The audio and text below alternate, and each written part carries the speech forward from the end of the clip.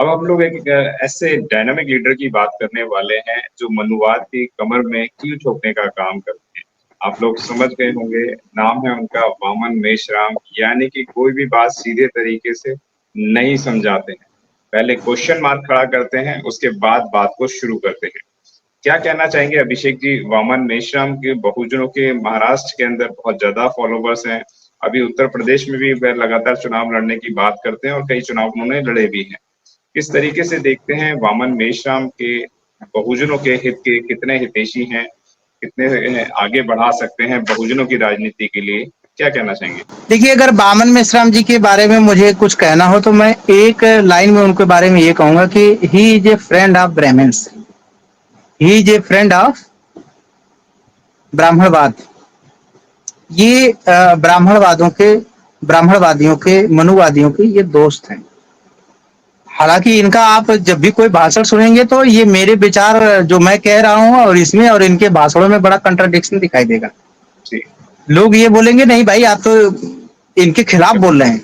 ऐसा नहीं है, चीजों को समझना बहुत जरूरी है। जी।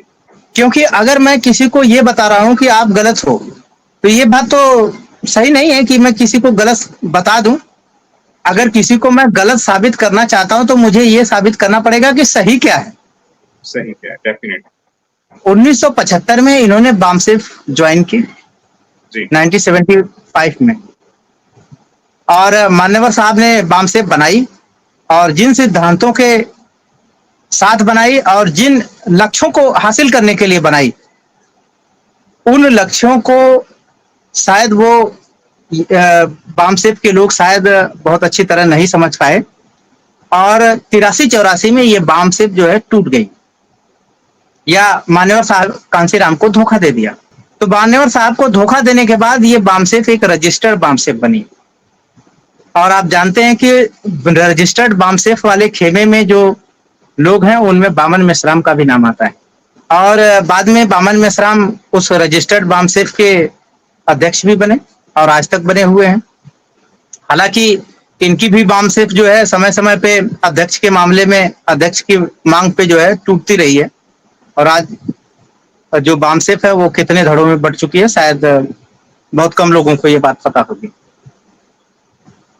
तो वामन मेश्राम जी और जितने भी बामसेफ के लोग हैं उन्होंने मान्यवर साहब के ऊपर जो आरोप लगाया कि आप जो राजनीति में प्रवेश कर रहे हैं ये गलत है, क्योंकि हमारा समाज जागरूक नहीं है। जब तक हमारा समाज 100% जागरूक नहीं होगा तब तक हमें राजनीति में प्रवेश नहीं करना चाहिए। ऐसा आरोप इन्होंने मान्यवर साहब कांसीराम पे लगाया और बामसेफ को तोड़ने के लिए इन्होंने ये बात समाज को बताई कि हम तो जागरूक ही नहीं है, राजनीति में जाएंगे तो हमारी राजनीति कामयाब ही नहीं होगी। मैं कह रहा हूं कोई बात नहीं, ये आपका आरोप था, आपको इसको प्रूफ करना था। ये आरोप हमने जो लगाए हैं मान्यवर साहब कांसीराम पे वो सही है। लेकिन मान्यवर साहब कांसीराम ने क्या किया, उन्होंने 84 में बहुजन समाज पार्टी का निर्माण किया और वो पार्टी जो है 95 में सत्ता में आ गई और उस 95 से पहले ही 89 में, 90 में, 91 में सांसद विधायक बनाने लगी और 95 में, 93 में ये पार्टी बहुजन समाज पार्टी ने मुलायम सिंह को चीफ मिनिस्टर बनाया और 95 में खुद बहन कुमारी मायावती जी को मुख्यमंत्री बनने का मौका मिला। तो एक तरफ तो मान्यवर कांसीराम साहब जो जिस रास्ते पे चले थे वो रास्ता दिख रहा था कि वो सफलता वाला रास्ता है। और अगर मैं 95 तक की बात करूं, 72-73 में जो है बामसेफ को ऑर्गेनाइज किया गया था और 75 में ये ज्वाइन किए थे और 83 आते आते बामसेफ टूट गई। यानी कि बामसेफ ने अगर मान्यवर साहब के नेतृत्व में काम किया तो कितने दिन काम किया, कितने साल काम किया, लगभग 10 साल काम किया। 10 साल काम करने के बाद ये बामसेफ मान्यवर साहब के खिलाफ काम करने लगा। लेकिन जो लोग मान्यवर साहब के नाम पे, मान्यवर साहब के खिलाफ आरोप लगाते थे, तो अगले 10 सालों में यानी कि 82-83 से 84 में पार्टी बना के मान्यवर साहब 10 से 11 साल के अंदर सत्ता हासिल कर लेते हैं और जो लोग बामसेफ का विरोध करते थे, बामसेफ के नाम पे मान्यवर साहब का विरोध करते थे, वो लोग 10 सालों में क्या समाज के लिए काम किए, वैचारिकी में क्या काम किए, उन्होंने समाज को कैसे जागरूक किया, ये सवाल है। और आज के समय में वो सारे लोग वही काम कर रहे हैं जो उन्होंने आरोप लगाए थे। आज ये लोग कहते हैं कि आज इन लोगों ने राजनीतिक पार्टी बनाई है। आज क्या ये इस बात को कह सकते हैं कि समाज राजनीतिक रूप से जागरूक हो गया है? और अगर समाज राजनीतिक रूप से जागरूक हो गया है तो इन लोगों की राजनीति में सफलता का क्या अभी तक रिकॉर्ड है? इन लोगों ने कितने रिप्रेजेंटेटिव बनाए हैं? तो कहने का मतलब है कि ये अपने समय में जो बहुजन महापुरुषों को न पहचान पाने वाले लोग हैं, और जो अपने महापुरुषों को नहीं पहचान पाता है वो समाज के खिलाफ काम करता है। इसीलिए साहब कांसेराम ने समाज को समझाने के लिए, आगाह करने के लिए उन्होंने चमचा युग नाम की एक किताब लिखी, कि उन्होंने बताया कि समाज के गुमराह लोग कैसे समाज को गुमराह करते हैं। अब अगर जैसा मैंने कहा कि जो बामन मेश्राम जी का भाषण होता है वो हर बात में ब्राह्मणों की कॉन्स्पिरेसी जो है, हर घटना में ब्राह्मणों की कॉन्स्पिरेसी को वो एक्सपोज करने की कोशिश करते हैं। लेकिन मैं उनको ब्राह्मणों का मित्र बता रहा हूं। क्यों? क्योंकि ब्राह्मण कॉन्स्पिरेसी करता है तो वो जानता है ब्राह्मणों का हित कहां पे है, वो ब्राह्मण जानते हैं या मनुवादी जानते हैं। आपका हित कहां पे है ये आपको पता होना चाहिए।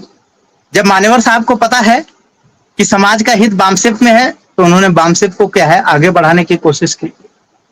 जब उनको लगा कि अब समाज का हित जो है और मजबूत करने के लिए DS4 या बहुजन समाज पार्टी बनाना चाहिए तो उन्होंने DS4 और बहुजन समाज पार्टी बनाई, और बहुजनों का जो है एक प्रभुत्व जो है इस देश में स्थापित किया, उनका जो मान सम्मान है बढ़ाया। तो अगर बामन मेश्राम का हम लोग देखें तो बामन मेश्राम जो इस समाज की जो भावना है उसको केवल दूषित करता है, उसका केवल दोहन करता है। जैसे हमारे समाज में जो बामसेफ के मेंबर बनते हैं वो एम्प्लॉय बनते हैं। जो एम्प्लॉय क्या है, अभी वो बड़े ओहदे पे नहीं पहुंचे हैं। अगर बड़े ओहदे पे पहुंचे भी हैं तो उनकी संख्या बहुत कम है, उनकी सरकार में जो है पहुंच बहुत कम है, सेटिंग बहुत कम है। तो उनके ही बराबर का क्या है अफसर उनके साथ जाति भेदभाव करता है। वो बेचारे उस जाति भेदभाव को संगठन में या नौकरी में रहते हुए उसकी मुखालफत नहीं कर पाते हैं, अंदर अंदर वो बातें उनके दबी रह जाती। ऐसे लोगों को बामन मेश्राम जब ब्राह्मणों के खिलाफ जो है बात करते हैं तो उनको लगता है कि जो कष्ट हम सह रहे हैं, बामन मेश्राम जो है वो कष्ट जानते हैं और ये लड़ाई लड़ेंगे। लेकिन ये नहीं जानते हैं कि वो ये कष्टों की बात हासिल कर रहे हैं बामन मेश्राम के पास। जो महापुरुषों को नहीं पहचान पाया वो समाज को कैसे आगे बढ़ा सकता है? दूसरी बात देखिए, बहुजन समाज के लोग अगर बामन मेश्राम को एग्जामिन करें, अगर उनको समझना है तो आप देख सकते हैं कि बामन मेश्राम की जो पूरी दिनचर्या है वो 5 बातों पे केवल टिकी होती है। पहली बात क्या है कि हमारा समाज जो है कहीं ना कहीं लब्बो बुआ ये जानता है कि ब्राह्मणवादी लोग ही हमारी दुर्गति का कारण है, और वो गांव में रह के ब्राह्मणवादी लोगों के खिलाफ जो है कोई सशक्त आवाज नहीं दे पाता है। तो इसलिए ऐसे लोगों के इमोशन को अपने साथ जोड़ने के लिए बामन मेश्राम क्या है, ब्राह्मणों के खिलाफ तेज तर्रार भाषण देना, ये इनका काम है। उसका सिर्फ एक असर होता है कि जो लोग ब्राह्मणों या ब्राह्मणवादी व्यवस्था को अपना दुश्मन मानते हैं वो बामन मेश्राम को अपना दोस्त मानने लगते हैं, या उनका इमोशन हासिल किया जा सकता है।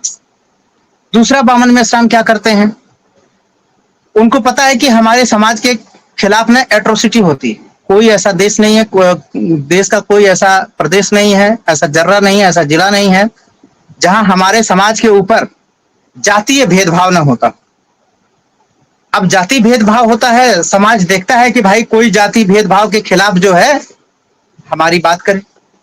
तो बामन मेश्राम जाति भेदभाव के पीछे जो ब्राह्मिकल कॉन्स्पिरेसी है, ये हर भाषण में उसकी बात को, हर घटना के पीछे ब्राह्मिकल कॉन्स्पिरेसी जो है वो उसको बताते हुए नजर आएंगे, ताकि ऐसे लोग जो घटनाओं के से दुखी हैं वो इनके साथ क्या है, इमोशनली अटैच हो सके।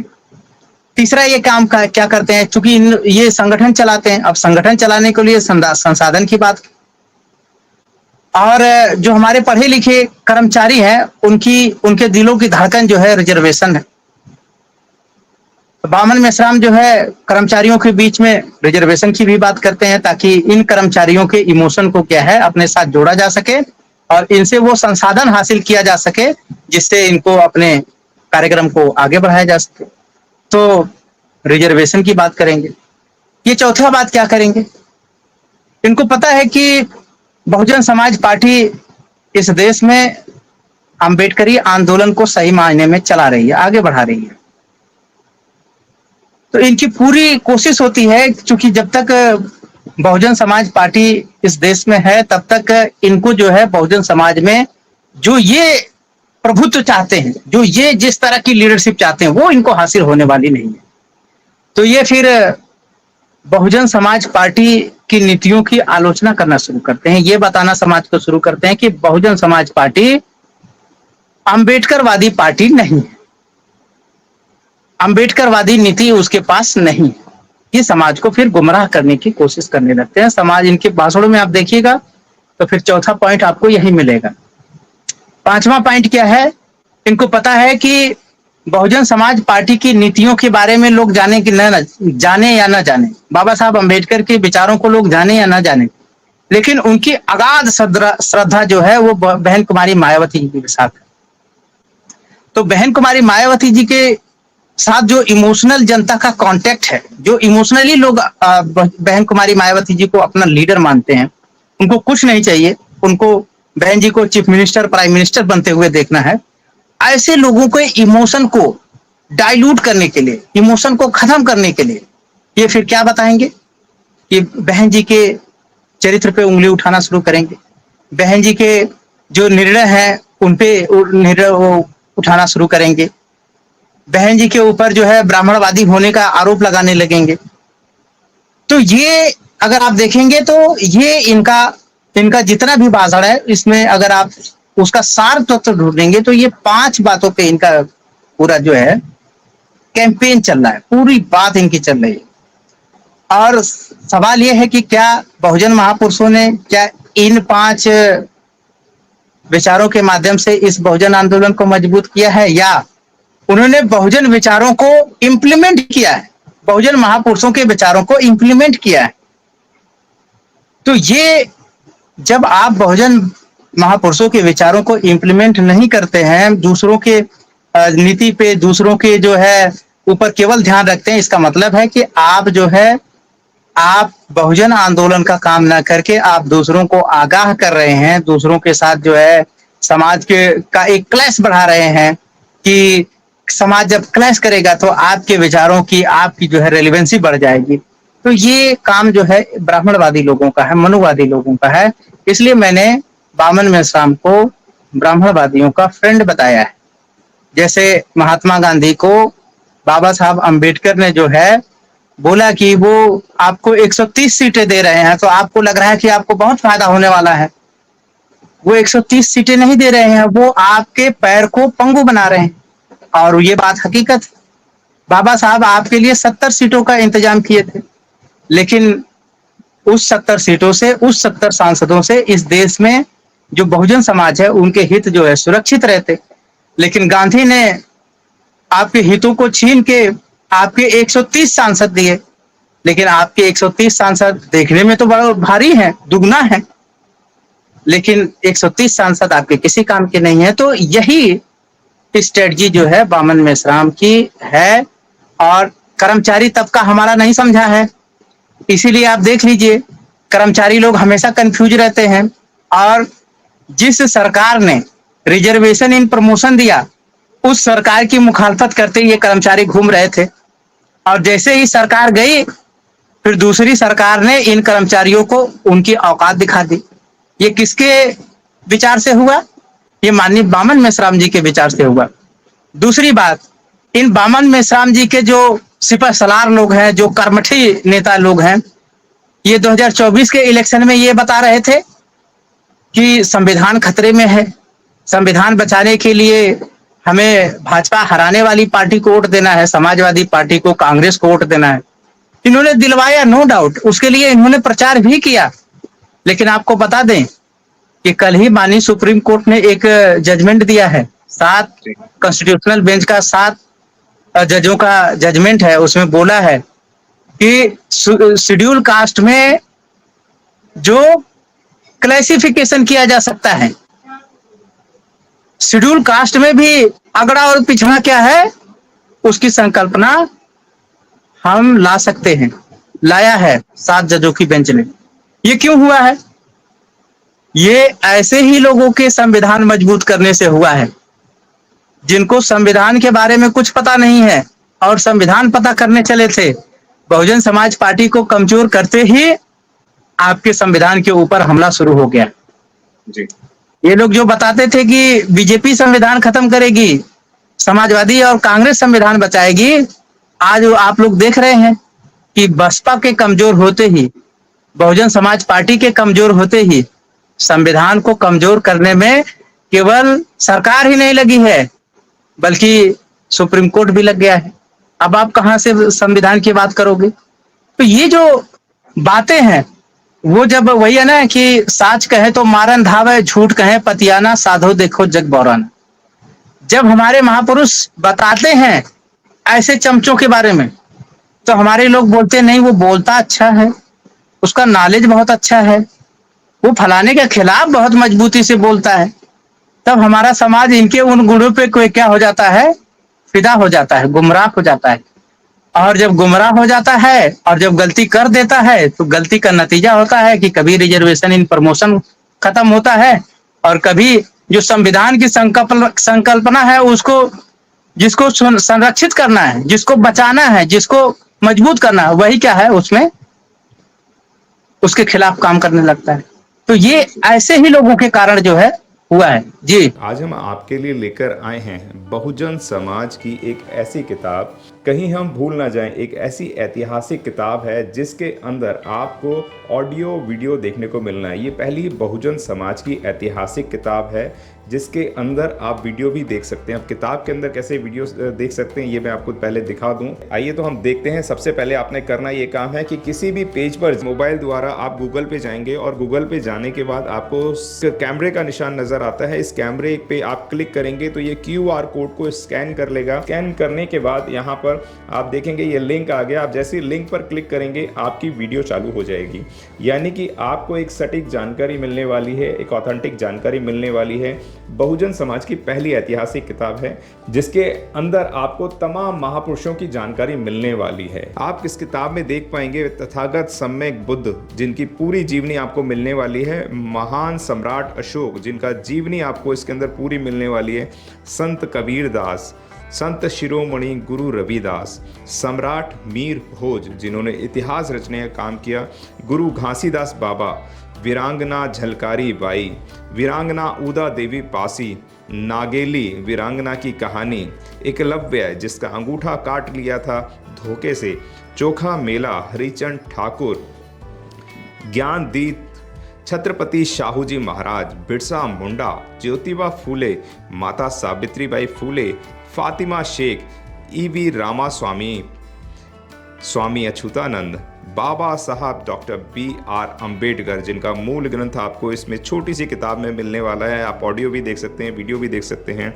माता रमाबाई, मोतिया रावण कंगाली, सरदार उधम सिंह, ललई सिंह यादव, दशरथ मांझी, शिव दयाल सिंह चौरसिया, कपूरी ठाकुर, भवरी देवी, मान्यवर काशीराम साहब, जिन्होंने इतिहास को दोबारा दोहराने का काम किया था, वीरांगना फूलन देवी, बहन कुमारी मायावती, संकल्प भूमि और पूना पैक्ट। बहुजन समाज का एक मूल ग्रंथ यह आपके पास आ गया है और आप इसको बिल्कुल भी देरी ना करें। तो साथियों, अगर आप ये किताब मंगाना चाहते हैं तो डिस्क्रिप्शन बॉक्स में जो आप नंबर देख रहे हैं, इस नंबर पर आप हमें अपना ऑर्डर बुक करा सकते हैं। कितनी किताब आपको चाहिए, यदि आप चाहते हैं कि यह किताब पूरे भारतवर्ष में घर घर नजर आए तो आप इस वीडियो को ज़्यादा से ज़्यादा शेयर करें, लाइक करें, शेयर करें, अपने कमेंट हमारे सुझाव बॉक्स में ज़रूर दें और किताब को अपने घर पे मंगाना बिल्कुल भी ना भूलें। अगर आपने अभी तक हमारा चैनल सब्सक्राइब नहीं किया है तो सब्सक्राइब करें और घंटी का बटन बिल्कुल भी दबाना ना भूलें ताकि सभी लेटेस्ट खबरें पहुंच सकें आप पे सबसे पहले।